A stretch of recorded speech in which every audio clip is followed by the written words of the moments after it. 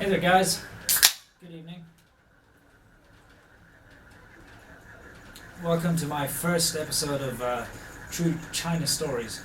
The reason I decided to start this series is I've just had an experience probably about half an hour ago. Now, tonight I decided to take Beer Girl out for barbecue. So we went to my usual favorite spot. Here's a picture. And everything was great, really enjoying ourselves until all of a sudden this screeching started happening. Now, I wasn't looking. I thought it was maybe a 1 or 2 year old child screaming. You know how infants are when they need milk or something like that, they scream at the top of their lungs. So I thought it was a little kid, until I turned around and saw that it wasn't a little kid. It was maybe a 7 or 8 year old child, a little fat child. Now, in China we have this phenomenon here. It's called the Little Emperor Syndrome or Little Empress Syndrome. Because of the one-child policy, children tend to be incredibly spoiled. So all their needs are looked after, they are given everything, and they never told no.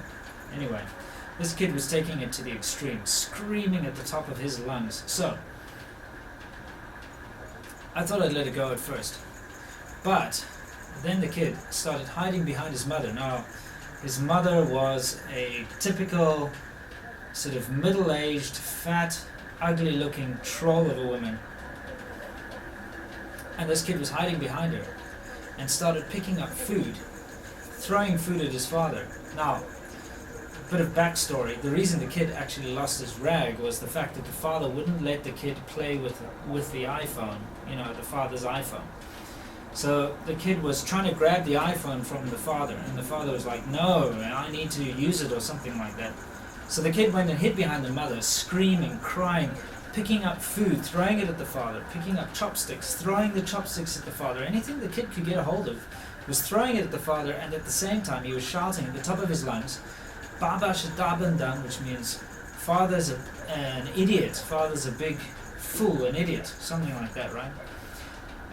In public, and the place was packed as everyone's around, and this poor guy, this father, was just sitting there, not saying a word, just getting pelted with food and nonsense, and I kind of lost it. There's some things I can stand for, some things I just can't stand for. So I got up, I went over, tapped the kid on the shoulder, and I said, listen, if I was your father, I would have beaten you by now. You're just a kid. You don't tell your father he's an idiot, alright? Because you're just a kid. Show some respect, alright? Silence. Mother, father didn't say a word. Child just whimpering, crying, didn't say a thing to me. I went and sat back down. Everything died down, carried on with my meal. About 10-15 minutes later, once they'd paid the bill or whatever, the mother comes up to me with a child whimpering behind her, and she says to me, you're a bad person, or you're a bad man. You shouldn't get involved in other people's problems, something along those lines. I've already told my child he shouldn't say those kind of things to his father. So I said to her, well, realize that this is public. This is all in Chinese, of course. This is a public place. If your child is screaming and shouting at its father like that, it means you're a bad mother. She's like, no, I'm not a bad mother. Children are like this. And I said, no, children aren't like that. Alright? You're a bad mother. You don't know how to bring up your child. So, it's your own fault. So she started really giving me shit. And I was just standing, I was sitting down at the time while she was standing above me giving me shit. So I just stood up. I stood up above her and I said, no, you're a bad mother. And your child would not behave like this if you knew how to raise your child. This is all in Chinese, of course. And she kind of walked off with the child, in a huff and telling me I'm a bad person, I'm a bad man, and if I was a real man I wouldn't get involved in other people's problems, some shit like that.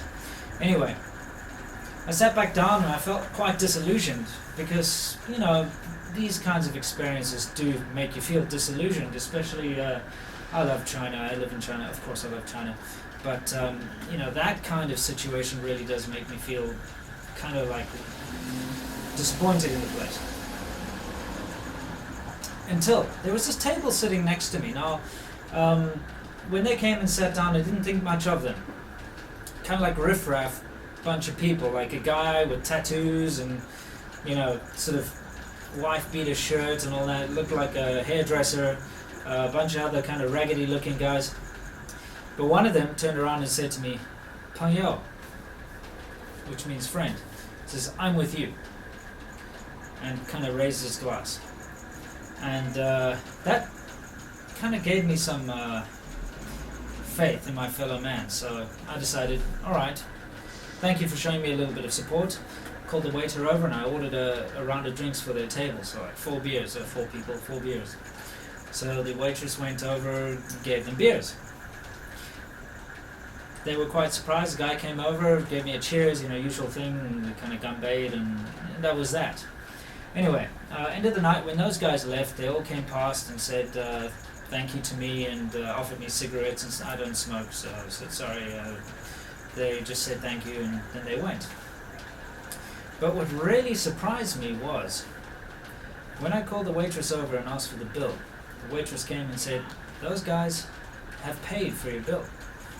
And you know, it really, what can I say, restored my faith in fellow man.